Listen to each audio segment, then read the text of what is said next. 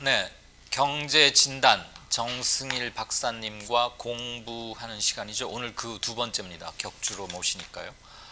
지난번 첫 회 때 제가 좀 욕심을 부려서 정 박사님을 거의 1시간 가까이 붙잡고 얘기를 드렸는데 깜짝 놀랐던 게 원래 약속된 6시가 지나면 시청자분 동시에 지금 현 실시간으로 보시는 분들도 상당히 빠져나가고 아마 퇴근 시간 그런 것 때문일 것 같아요. 그랬는데 그날은 많이들 그대로 계셨고 평소보다 동시 접속자도 늘었고 진지한 코멘트나 질문을 주신 분도 계셨어요. 그래서 참 감사드립니다.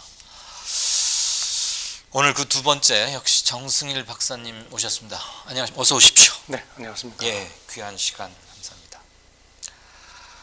그런데 시간은 줄일 수밖에 없어서 참 안타깝네요.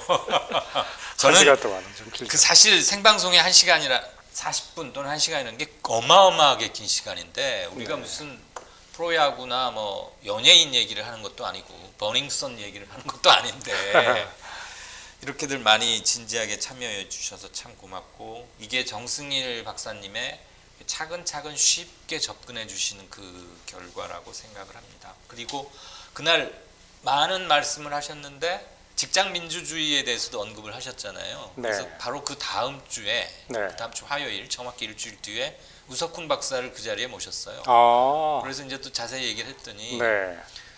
제가 왜 우 박사가 오늘 여기 앉아 있게 된 줄 아시느냐? 네. 요 전주에 나오셨던 정승일 박사께서 직장 민주주의에 대해서 언급을 하시면서 우 박사가 지금 거기에 매진하고 있는 걸 참 고맙게 여기시더라. 네. 그래서 모시고 싶었다 그랬더니 아 영광이라고. 그래서 아주 좋아하는 경제학 네. 선배시자 그런 게 있었습니다. 네. 그래서 언제 기회가 되면 네. 두 분을 함께 모셔다가 예, 좀 좋죠. 호흡 긴 주제로 네. 이렇게 해보는 것도 네. 생각하고 있으니까 거절치 말아주시고. 감사합니다. 네, 오늘 코너 본격적으로 시작하죠. 흔히 우리나라 경제 성장률을 두고 뭐 2.6% 사실 0.1% 포인트 올리고 낮아지는 게 그렇게 결정적인 건가 하시는 분이 사실 많습니다. 왜냐하면 네. 뭐 연초에는 뭐라고 예상했다가 9월쯤 가서 한국은행이 0.1% 포인트 낮춘다. 그러면 2.7이나 2.6이나 뭐라고 저게 이렇게 큰 뉴스인가 싶은데 어마어마한 거라며요, 실은. 어마어마하지 않은데 보수 언론이 과장하는 그런 거죠. 거예요. 아무튼 0.1% 1%면 모를까? 0.1%가 0.1% 포인트 높이기가 얼마나 어려운 줄 아니? 그러면서 뭐 추경 때문에 쓰게 된 5조를 풀어야 0.1% 포인트가 될까 말까 이런 소리를 하도 많이 들어가지고 저도 뭐 그런 거는 사실이긴 한데. 예, 그래서 이게 뭐 지금 뭐 우리 경제 성장이 좀 안 되는 이유가 예, 뭐 딴 거보다 이제 미중 간의 무역 전쟁 뭐 이런 거 그다음에 예, 뭐 한마디로 얘기해서 우리나라 지금 수출이 좀 줄고 있거든요. 예. 이제 그런 것 때문인데 그건 우리가 통제할 수가 없는 요인들이니까 예, 그런 것 때문에 뭐 0.1% 왔다 갔다 하는 거야. 그건 지난 50년 동안 경제 성장하는 과정에서 다반사로 일어나는 일인데 네, 이제 문제는 이제 쭉쭉 올라가야 되는데 이게 이제 0.몇 %라도 떨어지니까 이제 그게 이제 보수 언론의 공격의 빌미가 되고 있는 거죠. 보수 언론에 특히 네. 진보 계열에서 정권을 잡았을 때 네. 성장률이 조금이라도 떨어지면 거 봐라. 네. 당신들이 경제 정책 그렇게 하니까 파이가 줄어드는 거 아니냐. 네.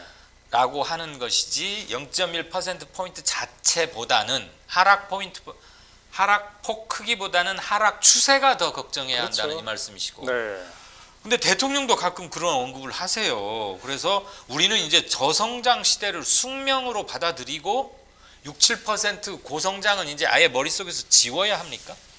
저는 이제 그게 오늘날 뉴 노멀이라고 해가지고 일종의 상식화된 것처럼 얘기를 하는데 네. 그리고 한국만 아니라 전 세계가 다 비슷하지 않느냐. 이제는 저성장 시대를 그냥 운명처럼 받아들여야 된다고 얘기를 하는데 예. 경제 운명이라는 건 없거든요. 그럼 뭐가 맞는 거예요? 그러니까 우리는 이런 거 어떻게, 아닙니까? 예, 네. 우리가 살고 있는 자본주의 시장 경제인데 이 시장 경제 자본 뭐 내지는 시장이 왕인데 시장과 자본이라는 게 지난주에 발표된 무슨 뭐 블랙홀처럼 예, 예. 완전히 무슨 뭐 인간의 의지가 작용하지 않는 그런 엄청난 그 물질계가 아니라 예. 이거는 인간이 살고 있는 공간이고 뭐 대한민국이라는 주권 국가의 대통령과 그리고 공화국이 왜 있습니까?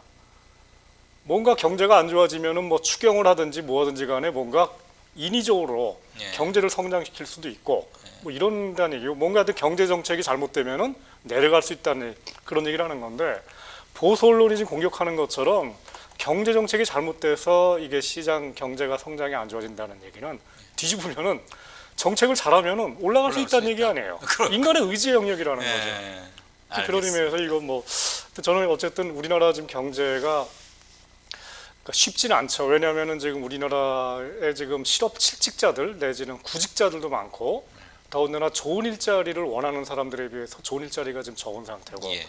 더군다나 더 큰 문제가 자본주의 사회니까, 자본주의 사회에서 이제 이 보다 더 힘 있는 쪽은 자본을 가진 사람들이거든요. 그렇죠. 근데 자본이 많은 사람들 쪽에 왔을 때는 지금 투자할 만한 곳이 별로 없어요.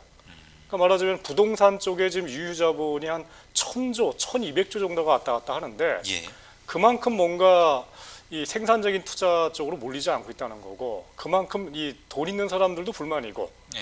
그러니까 돈이 없는, 그러니까 일자리로 먹고 사는 사람들 불만인, 그만큼 경제학에서 봤을 때는 자본도 남아돌고 노동도 남아도는, 아하. 그러니까 말하자면 이게 자본주의 시장 경제가 이렇게 뭔가 자본과 노동이 가장 중요한 생산 요소인데, 근데 아주 비효율적인 그렇죠. 거네요. 비효율적인 체제인 거죠. 근데 네. 이게 우리나라만 그런 게 아니라 전 세계가 다 비슷하다는 거고, 이게 뉴노멀이라 하는데 제가 볼 때는 이게 노멀이냐 과연, 이게 과연 정당한 거냐, 그렇지 정상인 거냐? 않다라는 거죠. 예, 정상은 아니라는 거죠. 어쨌거나 저성장은 숙명으로 받아들여야 하는 것은 아니다. 네, 하기에 따라서는 정책을 어떻게 피든 또는 시장 참여자들이 어떻게 움직이든 네, 또는 어떤 기업가 정신이거나 뭔가 혁신적인 것 때문에 뭐 경제의 새로운 요소가 혜성처럼 나타난다면 다시 예전 같은 지속적 고성장은 아니더라도 네.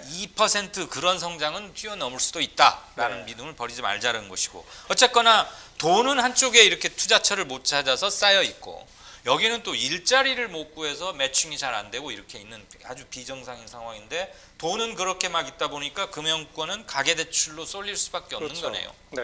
그것 때문에 또 부동산 가격 폭등 그렇죠. 이런 게 초래되는 뭐 거고. 강남에 지금 그 아파트 가격이 계속 올라가고 있는데, 그게 이 돈이 많은 사람들이 요즘에 소득이 굉장히 많이 늘고 있죠. 빈부격차가 심해진다는 게 부자들은 더 부자가 되니까. 예. 그러기 때문에 일정 정도의 실질적인 수요가 있긴 있는데, 네.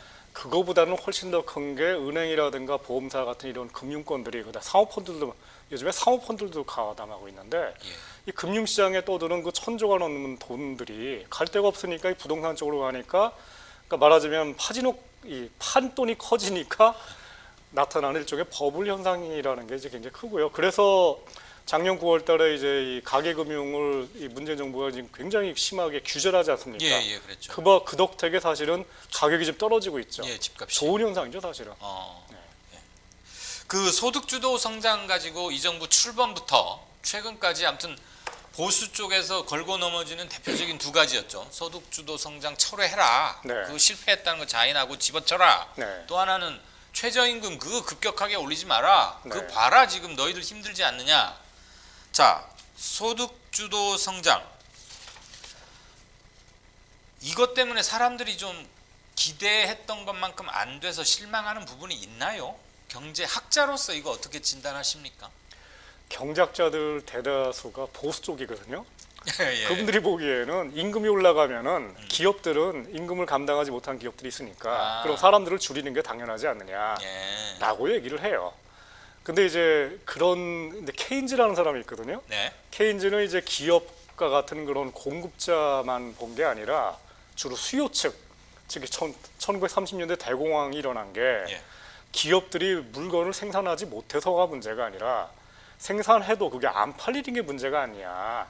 따라서 공급이 문제가 아니라 수요 쪽이 문제다. 사가고 싶어도 사갈 여력이 그렇죠. 없어서 못 산다 이거죠. 네, 그러니까 이제 이런 얘기인데, 이 기업들 입장에서는 이 임금이 올라가면은 이 뭔가 회사가 사람을 줄여야 되는 면도 있지만은 예. 임금이 올라가면은 국민들 전체 중에 특히 저소득층 이분들은 이제 월급이 더 올라가면 이걸 다 쓸 텐데, 소비 여력이 커지는 그렇죠. 거 아니에요? 소비력이 커지면 그럼 물건들이 더 많이 팔릴 거 그렇죠. 아닙니까? 예. 그만큼 기업들이 잘 돌아가는데 예.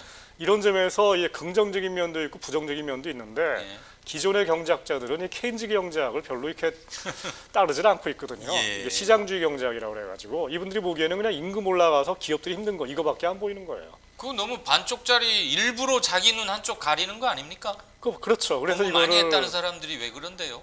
이제 그게 이제 거시경제학이라고 그래가지고 예. 거시적으로 볼 때는 뭔가 수요가 만들어져야 되는데 네. 이쪽으로 안 보고 뭐 아담 스미스대로 이제 이 전통적인 경제학은 수요보다는 주로 이제 생산 쪽, 공급 쪽 이쪽을 주로 봤거든요. 특히 요즘에 이른바 시장주의 경제학이죠. 굉장히 그런 면이 강합니다. 지금. 가방끈 짧은 저도 딱 듣자마자 바로 알겠는데. 아니 월급 많이 주면 그 뭐 돈 먹고 뭐 집어 먹을 겁니까? 어디가 쓰든 저축을 하든 뭘 하든 하겠죠. 네. 아이가 뭐 사달라 그러면 옛날에는 돈 없어서 못 사줬는데 네. 월급 좀 늘어나면 사줄 거 아닙니까? 네. 그러면 수요가 그렇게 해서 돈이 돌고 도는 거지. 자, 그다음에 또 하나 답답한 게 산업 정책이에요. 정부가 네. 바뀔 때마다 우리는 그동안 남들 베껴서 우리 앞에 있던 선진국들 잘 베껴가지고 빨리 추격하는 추격자였다. 근데 이제 그 시대는 끝났다. 네. 그리고 우리를 쫓아오는 중국을 비롯한 여러 나라들한테 우리도 백지장 하나 사이로 지금 딱 닿아 있다. 그러니까 경제 패러다임을 바꿔야 된다. 맨날 정부 바뀔 때마다 다 얘기했는데 그러면서 하는 얘기가 산업 정책 같은 그런 걸 하지 말고 예, 시장주의로 나가야 된다라고 얘기를 했고요. 예, 실제로는 그거에 대해서 진보 보수 양쪽 다 동의를 했습니다. 예, 그래요. 그러니까 사실은 산업 정책이라 하면 우리나라에서 주로 박정희식 모델이라고 얘기를 해요.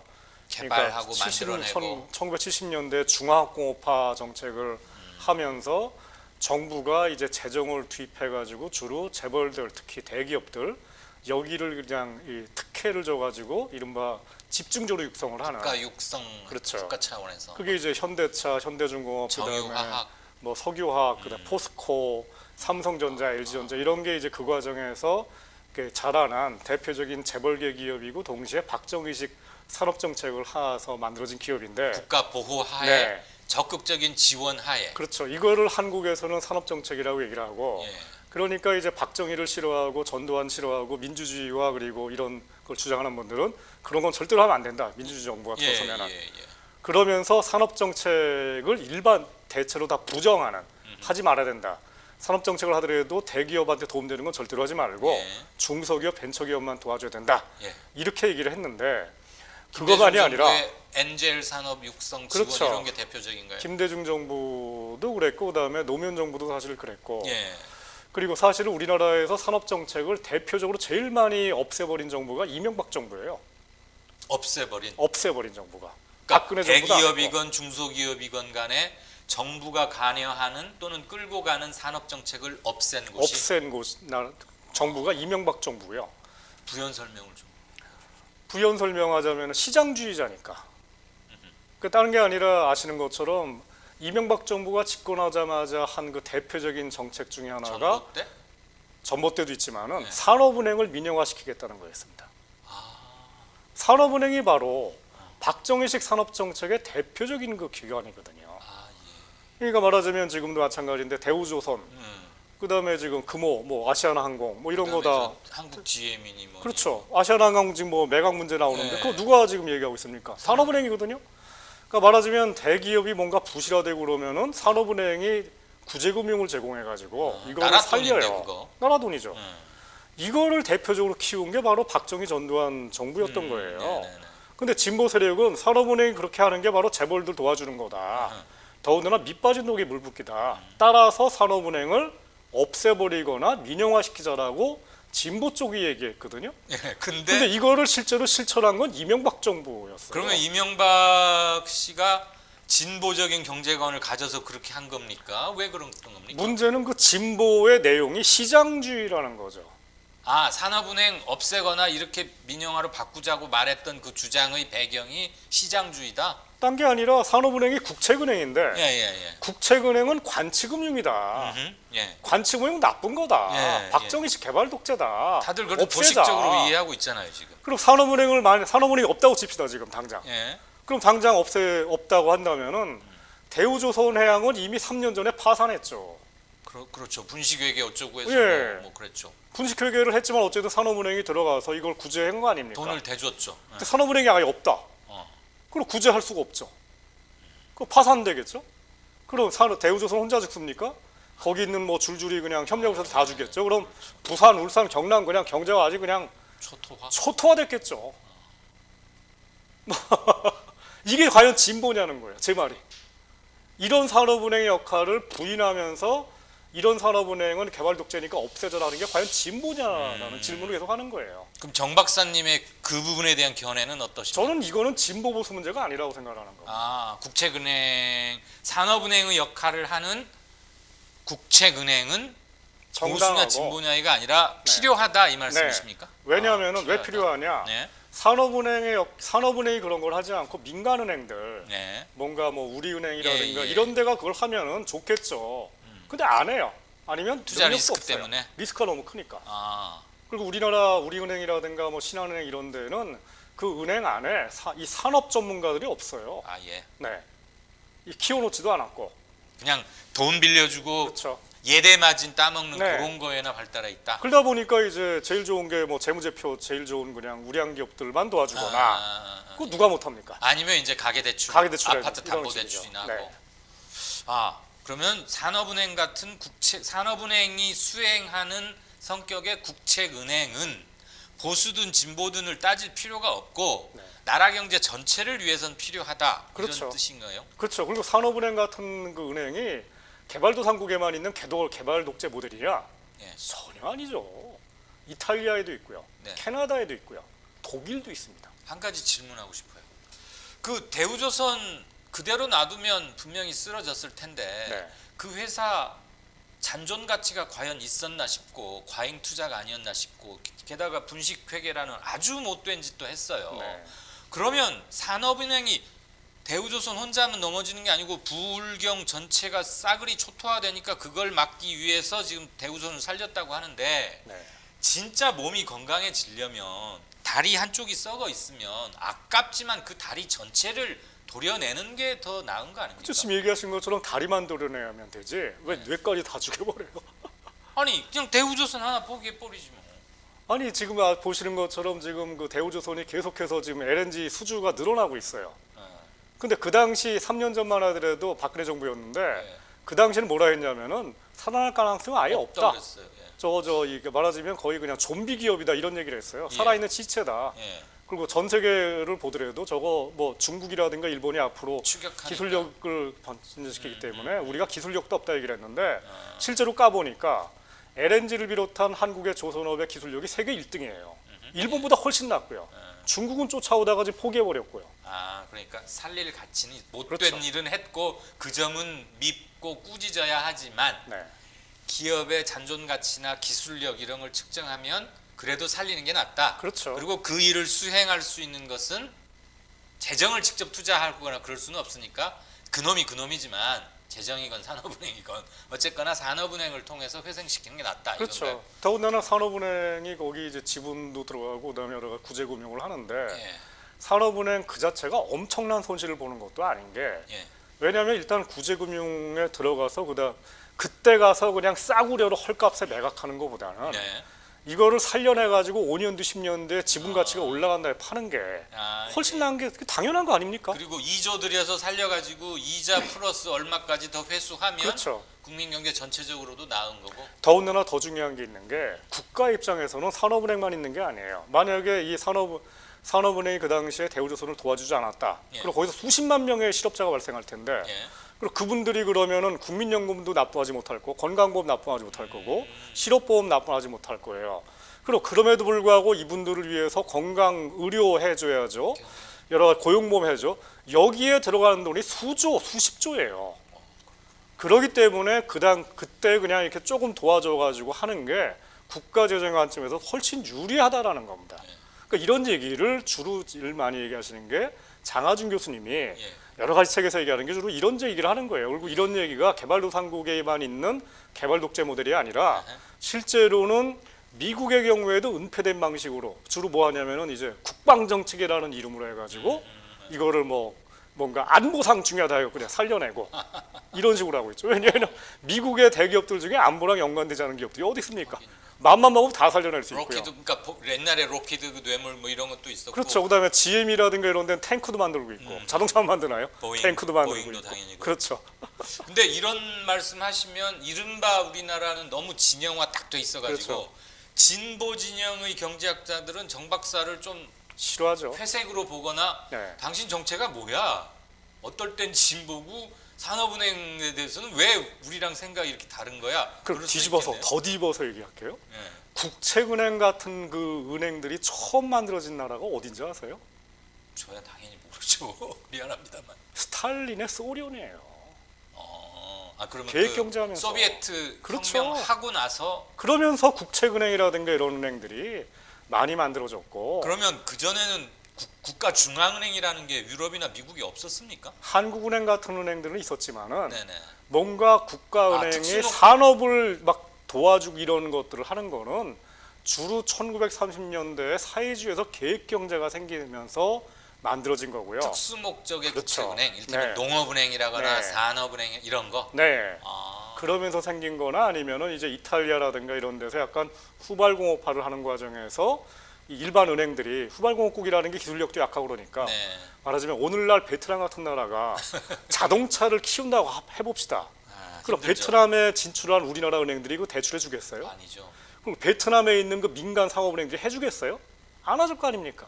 그럼 당연히 베트남이란 나라가 자동차니 전자산업을 독자적으로 키우려면은 국책은행이 들어갈 수밖에 없다라는 거예요. 그러면 이명박 씨는 뭐 해안이 있어서 그랬던 겁니까? 아니면 순전히 장사 속 머리로 이건 민영화 시킨 게 나아. 그래서 산업은행을 민영화 시킨 겁니까? 두 가지가 다 있었던 것 같아요. 뭐 이명박 그 양반이 워낙 이제 돈을 뭐 좋아하니까 뭐 뒷거래가 있었을 수도 있을 거고. 예. 민유성 총재가 네. 그랬죠 아마. 예. 그래 강만수 그 재경부 장관 이 양반이 나중에 산업은행 민영화를 아예 하려고 산업은행 총재도 했고요. 근데 아시는 것처럼 그 과정에서 이제 아까 얘기하신 것처럼 대우조선에서 엄청난 비리 부패가 발생을 하는데 예. 저는 그게 이제 이게 어딘가 뒤다 보면은 다 이제 뭔가 부패고리들이 연결돼 있을 거라고 이미 신문에 많이 난 거기도 하고요 이런 예. 얘기가. 네. 알겠습니다. 아무튼 방금 얘기는 제가 과문해서 귀가 짧고 가방끈이 짧아서 그런지 몰라도 저는 참 신선하게 들었습니다. 근데 아마 제가 평균적 지식인보다 조금 떨어지니까 저가 신선하면 다른 많은 분들도 신선할 거예요. 워낙 이런 얘기를 안 하니까 하령 영국의 노동당이 있죠. 코빈의 노동당. 예. 영국이란 나라가 산업은행이 없어요. 아담 스미스식의 나라예요. 예. 근데 왜 산업은행이 없냐? 왜냐하면 영국은 식민지를 운영했거든요. 예. 일자리를 막 필요해? 야 그러면 그냥 실업자들 식민지를 보내. 그다음에 뭐 장사하고 싶어? 야 식민지로 가서 장사해. 척식 회사를 네. 통해서 자본도 조달하고 그렇죠. 시장도 만들고 인력도 데려오기도 네. 하고 파견하기도 하고. 그래서 영국의 보수당, 영국의 자유주의자들은 시장주의자들은 산업은행 같은 걸 안 만들자 했는데 예. 영국 노동당은 더 이상 영국은 영연방이나 식민지, 과거 식민지에 의존하지 말고 어허. 독자적으로 제조업 같은 걸 키워서 우리도 이제 살아나가자. 런던에 있는 금융가에 더 이상 의존하지 말자. 이런 얘기를 하면서 한국식 산업은행 같은 걸 만들자라는 얘기를 하고 있어요. 지금요? 최근에? 지금요. 아 코빈이면 최근이죠. 네, 더군다나 이 좌파들이 그러면서 장하준 선생님 가끔 불러다가 네. 자문을 받고 있어요. 아 그래요? 네. 근데 전 세계가 이런 식인데 어허. 한국에만 오면은 박정희라는 이유로 산업은행 뭐 이런 거는 다 무슨 뭐 극우파가는 것처럼 예. 굉장히 잘못된 이 오해 막 이런 거. 개발 독재의 나쁜 점의 악의 근원 네. 중에 하나를 산업은행으로 생각하는 그렇죠. 경향이 너무 강하다. 네. 근데 그게 이제 진보 쪽은 그렇게 얘기하고 있는데 네. 보수 쪽은 이거를 또 이용해 가지고 이걸 산업은행을 민간에 팔아먹으면서 뒤에서 뜯어먹기도 하고 이런 식으로 이제 민영화되면 이게 여러 가지로 이제 이 있는 사람들한테 좋거든요. 예. 자본주의 이 돈 있는 사람들 좋으니까. KT구 담배인삼공사고 다 다 그렇죠. 민영화를 다 민영화돼 가지고 좀 어떻게 됐습니까? KT 지금 뭐 그러니까요. 온갖 복마전에 휩싸여 있고 그런 식 아닙니까? 어디 재벌은 개 줍니까? 네. 뜯어먹는 거야. 그렇죠. 지금 뭐 아시아나항공도 마찬가지인데 예. 이거 뭐 아시는 것처럼 뭐 20, 30년 전에 민영화돼 가지고 참 무능력한 사람들한테 민영화돼 가지고 그렇게 된 건데. 알겠습니다. 산업은행을 꼭 우리가 고정된 관념으로 바라볼 필요는 없다. 네. 산업은행으로 상징되는 그 어떤 것에 네. 대해서는 좀 시야를 넓혀야 되겠다 이런 생각을 가게 됐고요.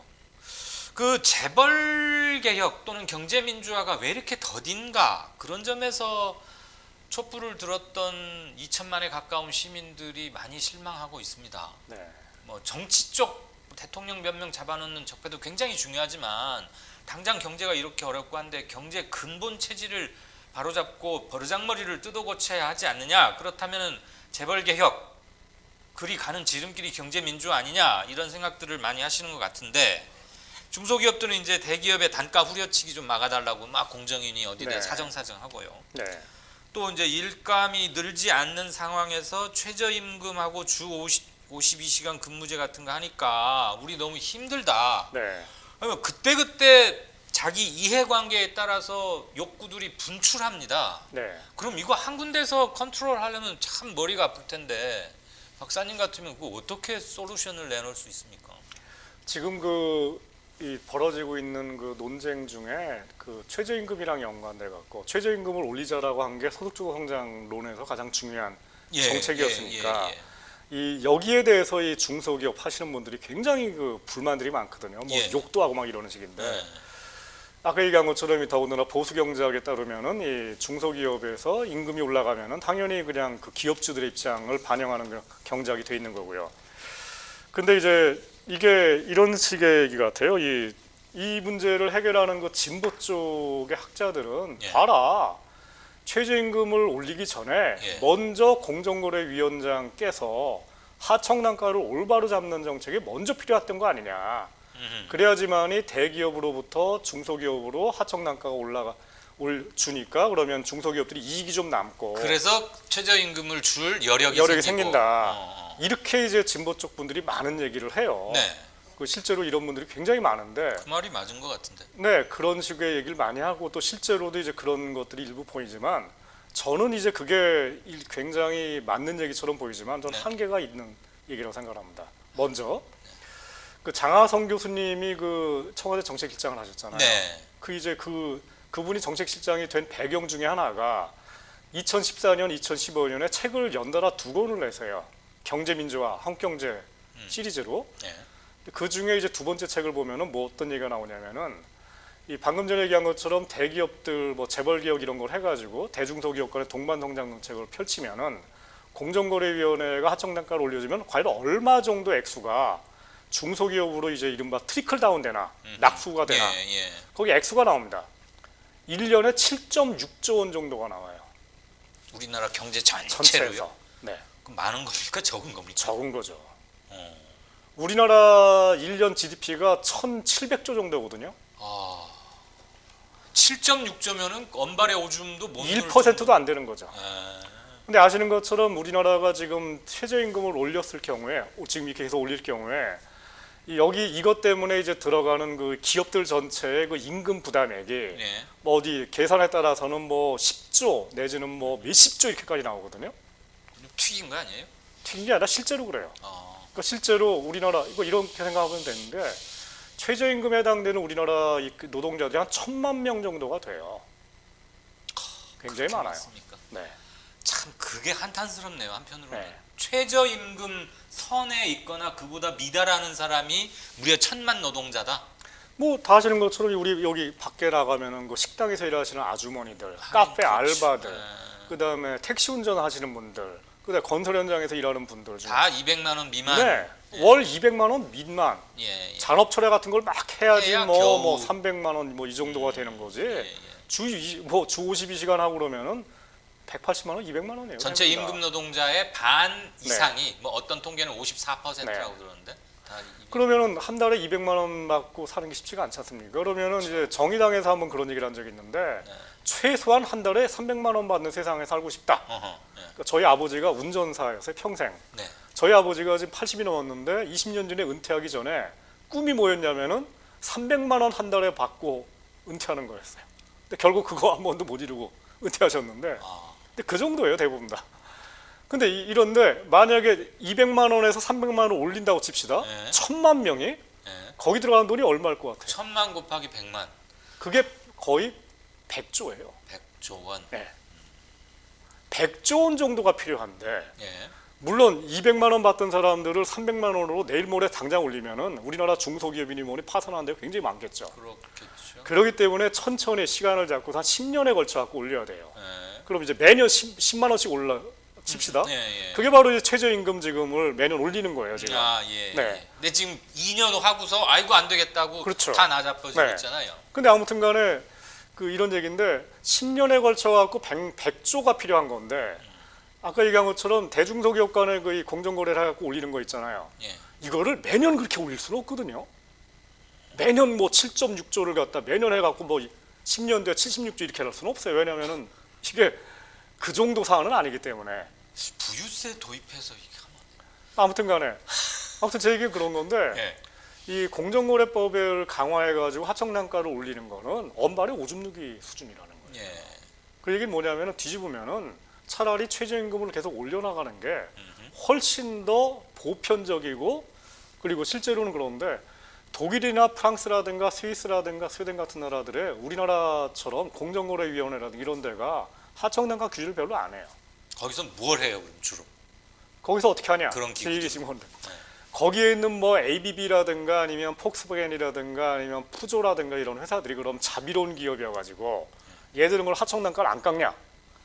말이 안 되는 게 푸조나 폭스바겐이 세계 시장에서 현대차, 기아차랑 경쟁하고 있거든요. 예. 살아남으려면 지들도 그렇죠. 어쩔 수 없이 쥐어짠다 이거죠. 쥐어짜는 거죠. 밴더들. 네, 예. 밴더들 쥐어짜고 싶죠. 예. 근데 왜 밴더들을 쥐어짜도 이 문제가 안 생기냐? 거기는 하청 단가를 규제하는 게 아니라 거기는 근로기준법 같은 게 있고 더군다나 산별노조라는 게 있어요. 예. 산별노조라는 게 현대차 노동자나 현대차에 납품하는 1차, 2차, 3차 하청 노동자나 임금 수준이 같게 만드는 거예요. 아. 그게 뭡니까? 현대차 입장에서는 웬만하면은 하청을 아예 안 주는 거예요. 왜냐하면 저거 하청 줘봐야 거기서 또 인건비가 한 번- 똑같은데 뭐. 그렇지. 임금은 비슷하고 오히려 사와야 되니까 그렇죠. 부가가치를 줘야 그렇죠. 되니까 차라리 내가 만드는 게 낫죠. 기술력도 좋고. 아하. 그래서 실제로는 이 유럽이라든가 미국 같은 경우에는 자동차 회사가 직접 제조하는 게 굉장히 많아요. 하청을 주지 않고. 자사 완성률이라고 표현하면 어쩔지 모르지만 그게 상당히 네. 100에 가깝다 쉽게 그렇죠. 말하면. 그리고 하청을 줄 경우에도 그게 인건비 따먹을 주는 게 아니라 정말로 내가 만드는 것보단 저에게 주는 게 품질 기술이 훨씬 좋으니까 그러니까 주는 거예요. 이를테면 보슈라는 회사는 꽤 좋은 차에 스피커를 전문적으로 그렇죠. 납품하는 회사인데 네. 폭스바겐이나 벤츠나 이런 데서 스피커도 내가 한번 해보려고 그랬더니 신규 투자해야 되고 사람도 데려와야 되고 보통 돈 들어가는 게 아니니까. 네. 근데 자동차에서 스피커는 구매 고객들이 꽤 중요하게 체크하는 포인트니까 그렇죠. 어쩔 아주 수 없지. 중요하죠. 이거는 그래 너 네. 잘 만드니까 네 거 사다 쓸게. 그렇죠. 네. 이런 거지만 웬만한 거. 네. 이를테면 이명박이가 실제 갖고 있었다고 알려진 다스가 차 시트 만드는 데잖아요. 네. 근데 시트 그거 뭐 사실 외주 줄 거 있어? 외주 안 줘도 되거든요. 그거 그런 우리가 하자. 네. 그거는 특수 기술이 필요한 게 아니잖아. 거. 네. 그렇게 해서 자기들이 한다. 그렇죠. 근데 우리나라 같은 경우는 이게 1차 청까지는 저는 이해를 할 만한 게 왜냐면은 네. 1차 청업체들 같은 경우에는 기술력도 있고 네. 괜찮은 데들이 많아요. 우리나라 경우에도. 네. 근데 2차 이하로 내려가게 되면은 이거는 정말 인건비 쥐어짜려고 하는 거다. 그러면은 이 회사들을 앞으로 임금을 올려 가지고 좋은 일자리를 만드는 게 목적인데 네. 그러면은 거기서 주된 방법이 이 1차도 아닙니다. 삼성전자랑 현대차랑 계약한 게 아니라 네. 2차 이하기 때문에 그럼 1차 청업체들이 제대로 움직여야 되는데 도덕적으로 올바르게. 네. 문제는 여기는 재벌 기업들도 안 해요. 그렇죠. 물론 다스가 있긴 하지만 중견이 가끔 중견 있을 수 기업들이에요. 있겠지. 네. 여기 기업들이 잘해야 되는데 네. 이거를 하도급 규제를 공정거래위원회가 잘한다? 이거 수만 개거든요. 이거 다 감시할 만한 인력도 없어요. 공정거래위원회 인력이 1000명도 안 돼요. 맞아요. 그 중앙노동위원회도 그렇고 공정거래위원회도 그렇고 힘은 세고 국민들의 기대는 많은데 왜냐하면 경제가 체제 자체가 너무 개판이니까 네가 좀 깨끗하게 해다오. 그런데 사무관 하나가 맡고 있는 사업장이 뭐 몇천 개, 그렇죠. 3천 개 이러는데 그걸 다 어떻게 하겠어요, 하냐는 정말. 거예요. 네. 그렇기 때문에 저는 이거를 모든 걸 다 공정거래법의 공정거래위원장에 여기에 맡겨서 이게 본질이니까 이걸 하라는 게 어때가 진보 해법이었는데 네. 유럽을 봐라. 그렇게 한 게 아니라 아예 최저임금을 계속 꾸준히 올리고 그걸로 부족하니까 산별노조를 만드는 걸 아예 법으로 강제하거나 이래가지고 산별노조는 지금 우리나라도 있잖아요. 있는데 노조는 있는데 산별교섭에 업주들이 안 나타나죠. 근데 유럽의 경우에는 업주들이 자발적으로 나오게끔 법으로 강제하거나 우리도. 여러 가지 뭔가 제도적 장치를 만들어 놓은 거예요. 이게 쟤는 본질이라는 겁니다. 이런 것들이. 박사님이니까 편하게 여쭐게요. 지금 자주 비교 대상으로 삼으시는 유럽의 뭐 괜찮은 국가들, 거기는 우리보다 산업혁명도 빨랐고 시행착오도 많았고 자본주의와 피 흘리는 민주주의 이런 걸 차곡차곡 해서 지금 오늘 와 있고, 우리는 막 몇십 년 만에 그걸 압축적으로 막 하다 보니까 또 박정희 개발 독재 때는 야 참고 일단 따라오라는 대로 와, 무슨 놈의 인권이야 뭐 이러면서 왔잖아요.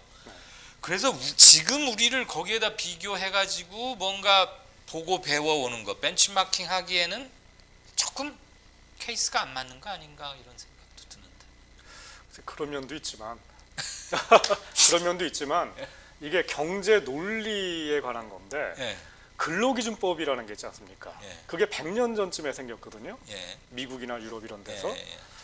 근데 근로기준법이라는 건 딴 게 아니라 노동계약이라는 거는 이 시장에서 이루어지는 사적 계약이 아니라는 거예요. 시장에 가서 야 너 그거 200원에 팔아. 네. 그랬더니 주인이 뭔 소리야 300원 내. 네. 그래서 흥정하다가 250원에 하는 그런 계약이 그렇죠. 아니다.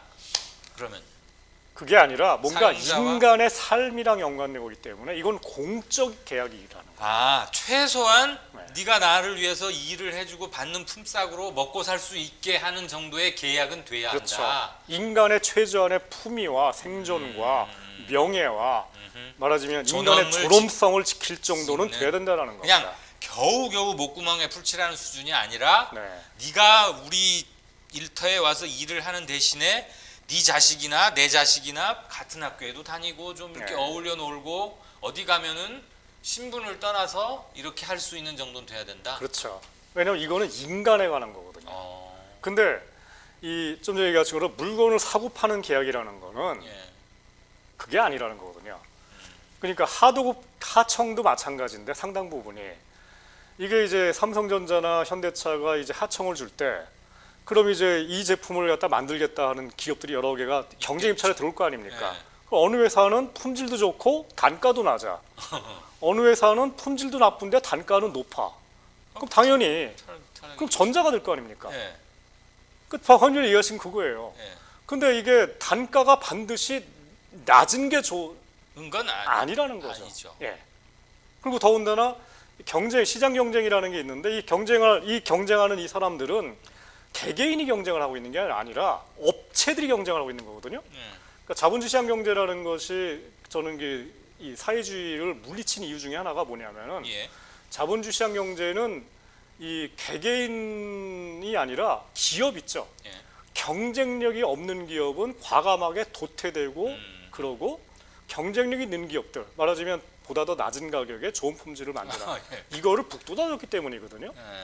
이거를 사회주의 개혁 경제가 못했기 때문에 사회주의 개혁 경제는 이 도태되는 기업을 망하게 하면은 여기 있는 사람들이 망하니까 이 사람들을 보호하기 위해서 이 기업까지 보호해줬어요. 국영기업 화학에는 네. 돈을 대주거나 이게 이제 지금 북한 경제가 안 돌아가는 이유 중에 하나인데 아, 그러니까 뭔가 국가가 복지로 하면 될 거를 네. 이거를 인간을 향한 복지가 아니라 기업을 도와주는 기업 복지를 해버린 거예요. 근데 사람을 저기 해야 되는데 인간을 도와줘야 되는데 기업을 도와준 겁니다. 그 마찬가지라고 생각하는데 저는 이 하도급 문제도 마찬가지인데 시장에 보면은 최저임금을 지급하는 순간 망할 수밖에 없는 기업들이 있어요. 예. 근데 어떤 기업들은 똑같은 제품을 만드는데 최저임금을 지급해도 여력이 있고 품질도 좋은 기업들이 있어요. 저는 이럴 경우에는 최저임금을 계속 꾸준히 높여가지고 이 전자 한계 기업들은 천천히 좀 도태되게 하시고 좀 좋은 기업들 있죠. 이쪽으로 뭔가 물량이 몰리게끔 그러면은 이쪽이 도태되면 여기서 일하시는 분들이 예. 이쪽으로 또 이동돼 나갈 거 아닙니까? 그거야 장담을 못하겠네. 다는 아니지만은 적어도 많은 부분이 이동할 거 아니에요. 뭐 왜냐면 이쪽이 여력이 커지면 여력만 아니라 기업 규모가 커지면 일손도 필요하고 당연한 게 왜냐면은 뭐. 지금 하도급이니까 예. 이 가령 삼성전자가 1조를 항상 주문하는데 예. 이쪽에 한 반 정도가 가던 게 그러면 이쪽으로 더 몰려갈 거 아닙니까? 주문이 이쪽이 2배가 되는 거죠. 알겠어요. 네. 그럼 이제 이쪽 망해가는 사람은 또 너무 안쓰러우니까 그 사람도 어떻게 나라에서 최소한 먹고 살게 구제는 그게 이제 제가 주장하는 겁니다. 그래서 그래요? 하도급 규제라든가 공정거래법에만 너무 집중하지 말고 노동권을 신장시키고 최저임금을 꾸준히 올려나가면서 동시에 이 과정에서 발생하는 실직자들을 국가적으로 어떻게 제대로 지금처럼 그냥 쥐꼬리만한 이 고용보험 제공하는 게 아니라 정말 먹고 살만한 고용보험 제공하고 필요하다면은 공짜로 전직훈련 같은 것들을 마음껏 받을 수 있게 하고 이게 바로 스웨덴이나 독일이라든가 덴마크 이런 나라의 이 복지국가부들이죠. 이런 나라는 공정거래위원회라도 이런 데가 거기에 그렇게 의존하지 않는다는 거예요. 알겠습니다. 이게 보약을 한꺼번에 너무 많이 먹으면 위장이 탈이 나고 그다음에 소화를 하는 시간이 필요해요. 네. 오늘 지금 저는 메모하면서 들었는데 일단 오늘 선생님과의 인터뷰와 수업은 노동권 자체를 향상시키고 최저임금도 흔들리지 말고 계속 올라가서 네. 소득 여력을 일단 갖게 하자. 네. 그리고 그 과정에서 도태되거나 힘들어지는 자영업자들은 다른 수단으로 네. 돕자. 그렇죠. 복지 강화라거나 네. 전직 훈련 이런 걸 통해서 그리고 어차피 이 과정은 힘들게 돼 있다. 네. 1년에 100조를 올릴 수는 없으니까 10년에 나눠 하는 얘기는 한꺼번에 100조로 올릴 동안의 고통과 아픔과 여러 상상치 못하는 부수 효과들을 10년에 쪼개서 가는 거니까 네. 평소보다 많은 텐션, 긴장은 올 것이다. 그 정도는 알고 가자. 그건 미리 국민적 합의를 구하고 겸손하게. 그렇죠. 그 다음에 이해를 시켜야 돼요. 네. 무조건 따라와 그러면 이제 안 가요. 그렇죠. 네. 그래서 오늘은 여기까지 네. 표시를 해놓고요. 공부할 게 또 좀 있습니다. 이거는 할 수 없이 다음번 다음번에 해야 격주. 되겠네요. 예, 그렇게 미뤄야겠습니다. 네. 오늘도 한 시간을 갈 수는 없어요. 왜냐면 아니 아시겠지만 독일에 가서 막 말도 안 통할 때 공부해 보셔서 아시겠지만 한꺼번에 진도 너무 많이 나가면 학생이 벅차잖아요. 머리가 정말 쥐가 나더라고요. 이해도 안 되는 남의 나라 말로 공부하려니까. 그리고 쫙 나가 버리면 사람들이 흥미를 잃을 수도 있어요. 네. 그러니까 하루에 한 가지씩만. 네, 예, 그러죠. 지금까지 정승일 박사님과 경제 진단인데요. 제가 실제 모르기도 하려니와 시청자분들을 대신해서 최대한 쉽게 좀 끌어가 보려고 네. 무식한 질문도 많이 드릴 네, 겁니다. 그게 좋습니다. 예. 그 점 좀 양해를 부탁드립니다. 예. 오늘도 무식한 질문 좀 했습니다. 멀리 나와주셔서 감사합니다. 예, 고맙습니다. 예.